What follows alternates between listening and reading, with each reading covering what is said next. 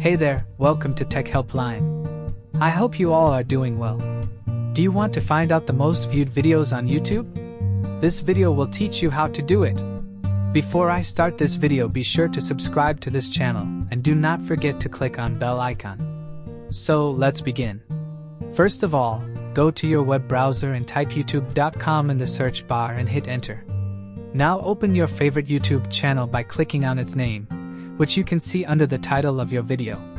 You can also see someone's channel link under the video player. Click on the videos right after the home link. Now as you can see, there are two buttons. One is recently uploaded and another one popular. Click on popular button.